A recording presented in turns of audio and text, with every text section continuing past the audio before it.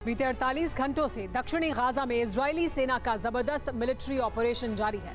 IDF का बारूदी प्रकोप सबसे ज्यादा राफा में देखने को मिल रहा है। दरअसल राफा क्रॉसिंग को इजरायली सेना ने दो हिस्सों में बांट दिया है। आपको बता दें, राफा क्रॉसिंग का पश्चिमी हिस्सा एक सूखा रेगिस्तानी इलाका है, लिहाजा लाखों फिलिस्तीनियों ने राफा क्रॉसिंग के पूर्वी हिस्से को अपना ठिकाना बना रखा है। बस इसी के चलते आईडीएफ राफा के पूर्वी हिस्से में बीते 48 घंटों से भीषण बमबारी कर रहा है। भीषण हमलों के साथ साथ लोगों पर पलायन का दबाव भी बनाया जा रहा है। मकसद साफ है, पूर्वी राफा में मौजूद लाखों लोगों को गाजा के तटीय इलाके अल मवासी की तरफ भेजा जाए। भूमध्य सागर से सटा अल मवासी कस्बा करीब 8.6 मील लंबा और करीब आधे मील की चौड़ाई में बसा हुआ है। गौर करने वाली बात यह है कि भूमध्य सागर से सटे अल मवासी के तट पर ही अमेरिका बंदरगाह नुमा स्ट्रक्चर को तैयार कर रहा है।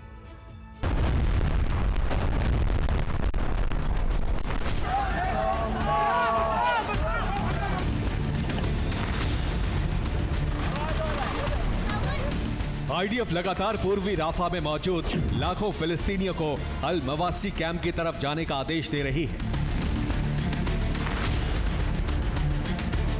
और अल मवासी के तट पर ही अमेरिका बंदरगाह तैयार कर रहा है।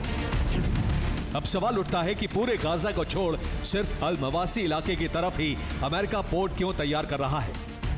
तो आपको बता दें कि अल मवासी पर पोर्ट बनाने को लेकर अमेरिका का दावा है कि जंग की वजह से सड़क और हवाई मार्ग ठप हुआ, तो यूएस अल मवासी पोर्ट से राहत सामग्री भेजेगा। वहीं इस मसले पर ईरान समेत गाजा के बाकी समर्थक देशों का आरोप है कि अल मवासी पर पोर्ट तैयार करना यूएस इजराइल की चाल है।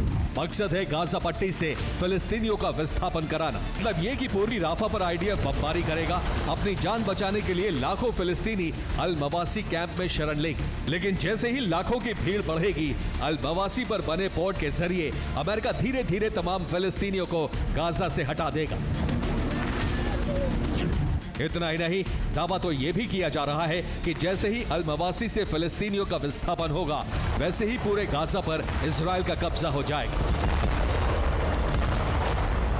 और इसके बाद नेतन्याहू दशकों से अटके पड़े अपने ड्रीम प्रोजेक्ट को शुरू कर सकते हैं, जिसका नाम है गाजा मरीन। गाजा खाली होने के बाद इजराइल भूमध्य सागर में बड़े प्रोजेक्ट को शुरू कर सकता है। दरअसल भूमध्य सागर में फिलिस्तीन जल क्षेत्र में एक बड़ा नेचुरल गैस फील्ड है, जिसे लेकर इजराइल फिलिस्तीनी अथॉरिटी के बीच लंबे समय से विवाद जारी है। ये गाजा के नजदीक भूमध्य सागर में 610 मीटर की गहराई में है। गाजा पट्टी से करीब 36 किलोमीटर दूर भूमध्य सागर में 610 मीटर की गहराई में एक नेचुरल गैस फील्ड है, जिसे गाजा मरीन गैस फील्ड के नाम से जाना जाता है। अनुमान है कि इस नेचुरल गैस फील्ड में 3200 करोड़ क्यूबिक मीटर गैस हो सकती है, जो एक बड़ा प्राकृतिक संसाधन है और अभी तक यहां गैस फील्ड विकसित नहीं की गई है। 1999 की शुरुआती खोज में यह भी पता लगा था कि इसी क्षेत्र में एक और छोटी गैस फील्ड भी है। इस छोटे क्षेत्र में 300 crore cubic metre natural gas होने का अनुमान लगाया गया था। इस गैस फील्ड पर कब्जा इजराइल का हो, लेकिन गाजा से सटे समुद्री इलाके में होने के चलते यहां पर भी हमास के हमले का खतरा मंडराता रहता है। ऐसे में माना यह जा रहा है कि गाजा का नियंत्रण और उसकी शासन व्यवस्था अपने हाथ में लेने के बाद इजराइल इस नेचुरल गैस फील्ड को विकसित करेगा। इजराइल क्यों जल्द से जल्द गाजा पर कंट्रोल के लिए आमादा है, तो उसकी वजह है गाजा मरीन से जुड़ा समझौता। मसलन Gaza marine natural gas field 1999 में ब्रिटिश गैस कंपनी ने खोजी थी।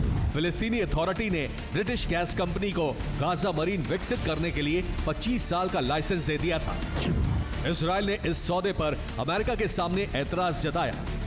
इजराइल ने शर्त रखी कि गाजा मरीन से होने वाली फिलिस्तीनी अथॉरिटी के मुनाफे पर तेल अवीव का नियंत्रण होगा। इजराइल ने कहा है कि गाजा मरीन के मुनाफे को फिलिस्तीनी अथॉरिटी टेरर फंडिंग में इस्तेमाल कर सकती है।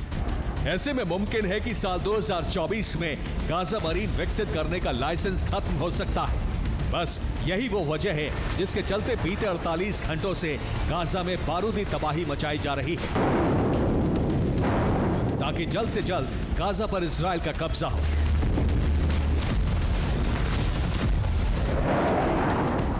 Bureau report, TV9 Bharatvarsh.